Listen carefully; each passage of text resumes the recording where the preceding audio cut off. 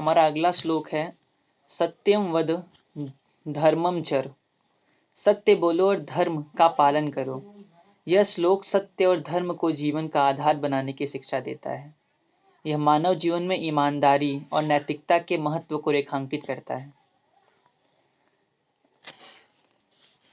हमारा अगला श्लोक है अहिंसा परमो धर्मः। अहिंसा सबसे बड़ा धर्म है। यह श्लोक हर जीव के प्रति प्रेम, दया और करुणा की भावना को महत्व देता है। यह सिखाता है कि हिंसा का त्याग और अहिंसा का पालन मानवता का प्रमुख धर्म है। हमारे वेदों में बहुत से ऐसे श्लोक हैं जो हमें सर्वधर्म समभाव की शिक्षा देते हैं, अर्थात सभी धर्म के प्रति आदर सम्मान की भावना होनी चाहिए। और सनातन धर्म इंक्लूसिव है, यानी सबको इंक्लूड करने वाला, सबका स्वागत करने वाला, सारे विचारों को अपने अंदर समाने वाला। तो आइए कुछ श्लोक देखते हैं जो सर्वधर्म समभाव की बात करते हैं। तो हमारा पहला श्लोक है एको अहम बहुश्यामि। एको सद्विप्रा बहुधा वदंती। यानी सत्य यानी ईश्वर एक ही है, लेकिन विद्वान इसे अलग अलग नामों से पुकारते हैं। यह श्लोक सिखाता है कि धर्म के मार्ग और नाम अलग हो सकते हैं, लेकिन सत्य और ईश्वर सभी के लिए एक ही है। यह सर्वधर्म समभाव का मूल आधार है। हमारा अगला श्लोक है सर्वे भवन्तु सुखिनः सर्वे सन्तु निरामयाः सर्वे भद्राणि पश्यन्तु माँ कश्चिद दुर्भाग् भवेत्। अर्थात सभी सुखी रहें, सभी निरोग रहें, सभी मंगल देखें और किसी को भी दुख का भागी न बनना पड़े। यह श्लोक हर व्यक्ति, धर्म और समाज के लिए समान कल्याण और शांति की कामना करता है। हमारे सनातन धर्म में प्रकृति की कैसे पूजा की जाती है, यह भी एक श्लोक के द्वारा दर्शाया, ये भी बहुत सारे श्लोकों के द्वारा दर्शाया गया है। तो उसी में से एक श्लोक है हमारा गायत्री मंत्र। ओम भूर्भुवस्वः तस्य विदुर्वरेण्यं धर्म भर्गो देवस्य धीमहि धियो यो नः प्रचोदयात्। इसका अर्थ है हम उस परम पूजनीय, तेजस्वी और दिव्य सविता अर्थात सूर्य देवता का ध्यान करते हैं। वह हमारी बुद्धियों को सही मार्ग पर प्रेरित करे। गायत्री मंत्र एक प्रार्थना है जो आत्मा की शुद्धि, बुद्धि के विकास और जीवन में सकारात्मकता और ज्ञान की प्राप्ति के लिए की जाती है। इसमें ईश्वर से प्रार्थना की जाती है कि वह हमारे जीवन को ज्ञान, सत्य और धर्म के मार्ग पर ले चले। यह मंत्र इस बात को भी दर्शाता है कि सूर्य केवल एक भौतिक प्रकाश का स्रोत नहीं, बल्कि ज्ञान, ऊर्जा और जीवन का भी स्रोत है। इस तरह से हमें इस श्लोक के द्वारा हमें दर्शाया गया है कि कैसे हम अपनी प्रकृति की पूजा करते हैं, उनका सम्मान करते हैं। सनातन धर्म में कैसे हम सूर्य की पूजा कर रहे हैं और उसका सम्मान कर रहे हैं। इसी तरह पीपल की पूजा, जानवरों की पूजा, जीवों की पूजा हम सनातन धर्म में करते हैं, उनका सम्मान करते हैं, उनका आदर करते हैं। तो इस तरह से हमें समझ आता है कि धर्मों को फॉलो करने में कोई प्रॉब्लम नहीं है, पर तब जब हम धर्म को सही ढंग से समझें, जब हम धर्म की गहराई में जाएं। जब हम गहराई में जाते हैं और धर्म को समझते हैं तो सभी धर्म का मार्ग बेशक अलग अलग हो सकता है, पर सभी हमें सत्य की ओर ले जाने का प्रयत्न करते हैं। सभी हमारे अंदर प्रेम, करुणा, दया, कंपैशन जैसी भावनाओं को उजागर करने का प्रयत्न करते हैं। सभी के रास्ते बेशक अलग हों, पर सभी सत्य को पाना चाहते हैं और सत्य की ओर व्यक्ति को ले जाने का प्रयत्न करते हैं। और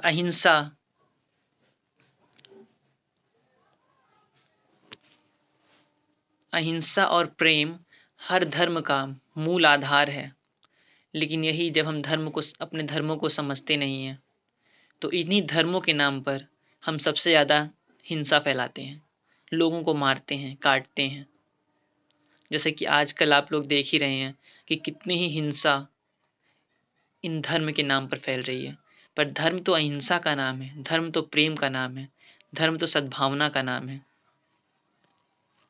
तो इसीलिए किसी चीज़ को अगर आप फॉलो करते हैं तो उसकी गहराई में जाकर उसको समझें, जानें, उसके बाद उसे फॉलो करें। लेकिन सबसे बेहतर तो यही है कि हम किसी भी चीज़ को फॉलो ना करें, जाने समझे हर चीज़ को हम जानें, हर चीज़ को हम समझें, पर फॉलोअर किसी चीज़ के ना बने। क्योंकि जितनी भी कॉन्फ्लिक्ट्स अराइज होते हैं हमारे सोसाइटी में, वो सब एक अलग अलग आइडियोलॉजी को फॉलो करने की वजह से ही हैं। जितने भी युद्ध हुए हैं सब अलग अलग आइडियोलॉजीज को फॉलो करने की, अलग अलग आइडियोलॉजीज, अलग अलग विचारों को फॉलो करने की वजह से ही हुए हैं। कोई कम्युनलिज्म की फिलॉसफी पर चलता है तो कोई कैपिटलिज्म की फिलॉसफी पर, और दोनों अपने आप में एक दूसरे को सही मानते हैं, और इसी चक्कर में दोनों में कॉन्फ्लिक्ट राइज होता है। कोई एक धर्म मानता है तो कोई दूसरा धर्म मानता है, और इसी ड्यूअलिज्म की वजह से, इसी द्वैत की वजह से सारे कॉन्फ्लिक्ट राइज होते हैं। तो समझें सब कुछ, जाने सब कुछ, पर किसी को फॉलो ना करें।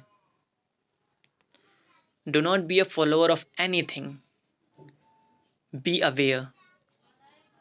अपनी अवेयरनेस को बढ़ाएं, खुद को जानने का प्रयत्न करें।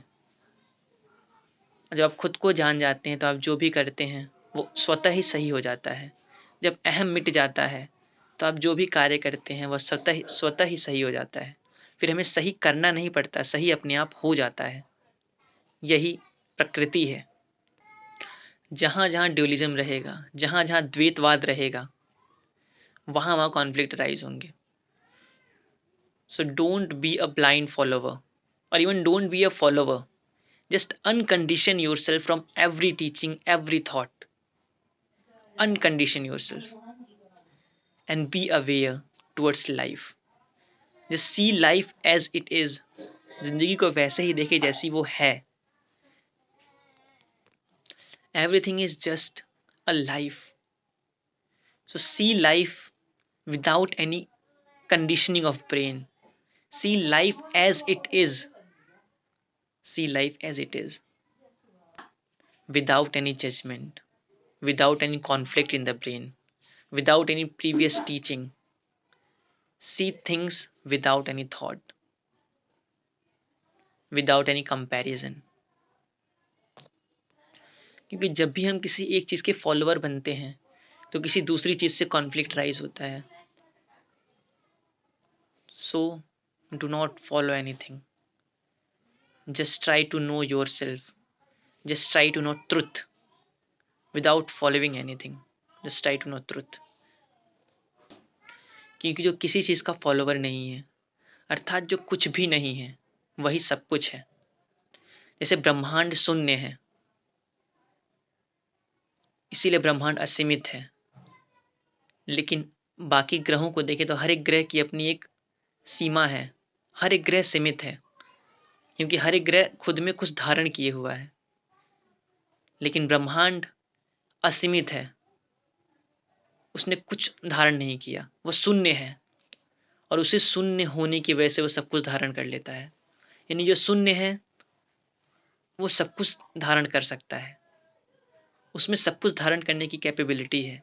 लेकिन जिसने ऑलरेडी कुछ धारण कर रखा है वो कुछ किसी और चीज़ को धारण नहीं कर पाएगा, यानी फिर कॉन्फ्लिक्ट अराइज होगा।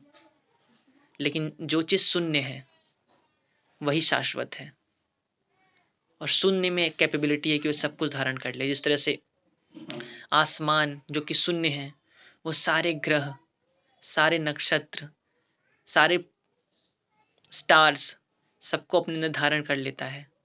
उसी तरह से हम भी अगर शून्य हो जाएं, हर कंडीशनिंग को हटा दें, विचारों से परे जा चले जाएं और शून्यता को प्राप्त हो जाएं, तो हम भी इंक्लूसिव हो जाएंगे। यानी सब कुछ को धारण, सब चीज़ों को धारण करने की क्षमता हम में आ जाएगी।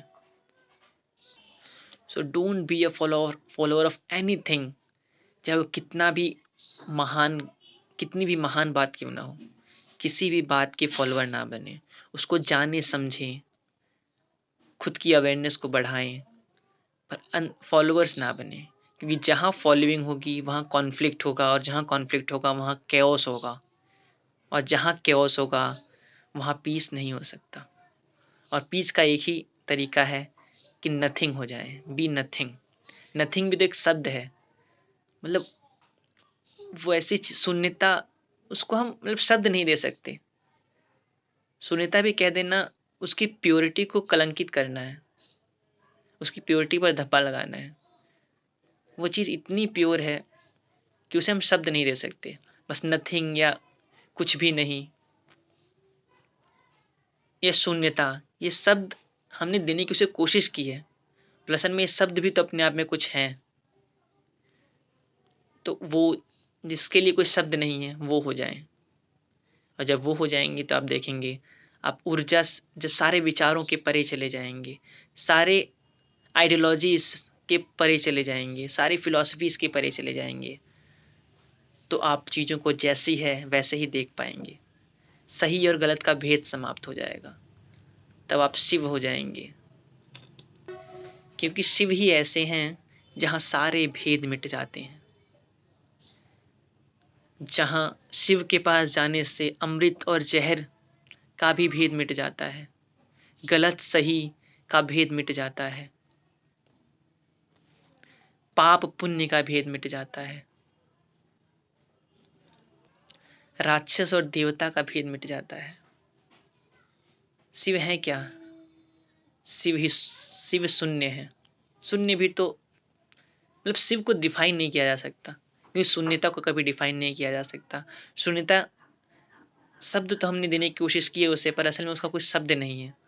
अगर हमने उसे शब्द दे दी तो उसे हमने डिफाइन कर दिया, उसे शब्द नहीं दिया जा सकता। तो जहां सारे भेद मिट जाएं, सब कुछ समाप्त हो जाए, कुछ ना बचे, वही शिव है, और वही आप हैं, वही ब्रह्म है। और हर चीज का अपना एक महत्व है। सत्य का महत्व है तो झूठ का भी महत्व है, सच का महत्व है तो झूठ का भी महत्व है, अमृत का महत्व है तो विष का भी महत्व है। इस दुनिया में जितनी भी चीजें हैं, जो भी प्रकृति ने बनाई हैं, हर चीज का अपना एक महत्व है। अमृत का महत्व है तो विष का भी महत्व है। अगर विष ना रहे तो शायद सांपों की प्रजाति जिंदा भी ना रहे। तो सांपों को प्रोटेक्ट करने का काम करती है विष, और भी विष के बहुत से लाभ हैं। तो प्रकृति ने जो भी चीजें बनाई हैं, हर चीज के लाभ हैं, पर हमारी ब्रेन की कंडीशनिंग ऐसी हो रखी है कि अमृत को हम अच्छा मानते हैं और विष को हम खराब मानते हैं। क्रोध का अपना एक महत्व है, शांति का अपना महत्व है, तो क्रोध का भी अपना महत्व है, पर तब जब क्रोध अवेयरनेस के साथ किया जाए। अगर छोटे बच्चों पर क्रोध ना किया जाए, गुस्सा ना किया जाए, तो पढ़ेंगे नहीं। अगर टीचर गुस्सा ना करे, उनको डराए ना, तो नहीं पढ़ेंगे। तो डर का भी अपना एक महत्व है, प्रेम का भी अपना एक महत्व है, पर वो क्रोध, वो डर का महत्व तब है जब उसे पूरे अवेयरनेस के साथ किया जाए। यानी हमें पता हो कि हम गुस्सा कर रहे हैं और हम कितना गुस्सा कर रहे हैं और कितना करना ज़रूरी है। इस अवेयरनेस के साथ जो भी काम किया जाएगा वो सब सही है। तो प्रकृति में जितनी भी चीज़ें मौजूद हैं, हर चीज़ का अपना एक महत्व है, और इसीलिए शिव के पास जितनी भी चीज़ें जाती हैं सब समान हो जाती हैं, सब कुछ समान हो जाता है। चाहे वो विष हो या अमृत हो, दानव हो या देवता हो, पाप हो या पुण्य हो, सारे भेद मिट जाते हैं और सब समान हो जाता है।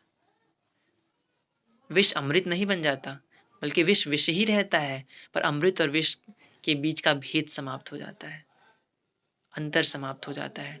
तो जहाँ अंतर समाप्त हो जाए, जहाँ वहाँ द्वैत समाप्त हो जाता है, और जहाँ द्वैत समाप्त हो जाते हैं वहाँ अद्वैत होता है, और अद्वैत ही शाश्वत सत्य है। शिव ही सत्य है, शिव ही सुंदर है, और शिव क्या है? Nothing, which something which can not be defined. इसलिए व्यक्ति को अपने सेल्फ अवेयरनेस को बढ़ाना चाहिए, आत्मा को जानने का प्रयत्न करना चाहिए, अपने अंदर की दुनिया को समझने का प्रयत्न करना चाहिए। और जब व्यक्ति खुद को जान जाता है, अपने अंदर मौजूद संसार को जान जाता है, और किसी चीज़ का फॉलोअर नहीं रहता, किसी चीज़ को फॉलो नहीं करता, बल्कि उसको जानता समझता है, और जो जैसा है उसको वैसे ही देखता है, सारी कंडीशनिंग को हटाकर, तो पूरे ब्रह्मांड में शांति फैल जाती है। वो नथिंग हो जाता है, विचारों से परे हो जाता है, समझ से परे हो जाता है, इंद्रियों से परे हो जाता है, और जो बचता है वही शाश्वत सत्य है। वही शाश्वत सत्य है जो अपने में सब कुछ समाने की क्षमता रखता है और सारे भेदों को मिटाने की क्षमता रखता है। फिर वह शिव हो जाता है, फिर वह शिव हो जाता है। इसीलिए किसी धर्म को फॉलो ना करें, किसी की बातें सबकी सुने पर किसी के फॉलोवर ना बने। यहाँ तक कि मैंने भी इतनी सारी जो बातें बताई हैं, सुने, समझें, जाने, पर फॉलो किसी को ना करें। क्योंकि जब किसी व्यक्ति को फॉलो करते हैं, एक व्यक्ति को, यानी उसकी आप आइडियोलॉजीज को फॉलो कर रहे हैं, तो दूसरे व्यक्ति की आइडियोलॉजीज जो उससे डिफरेंट होंगी, उससे कॉन्फ्लिक्ट राइज होगा। और जैसे हम एक धर्म को फॉलो करते हैं तो हम दूसरे धर्म को समझने का प्रयास ही नहीं करते, हम दूसरे धर्मों को जानने का प्रयास ही नहीं करते, और जो शिक्षाएं उन धर्मों में मौजूद हैं उन शिक्षाओं से हम वंचित रह जाते हैं। इसी तरह से किसी भी चीज़ को फॉलो ना करें, यहाँ तक कि मेरी बातें जो मैंने कही हैं उन सबको सुने, लेकिन फॉलो किसी चीज़ को ना करें। खुद जानें, खुद समझें, और सब कुछ समझ कर सारी समझ से परे चले जाएं, शून्य हो जाएं, शिव हो जाएं। शिवो अहम, शिवो अहम, शिवो अहम।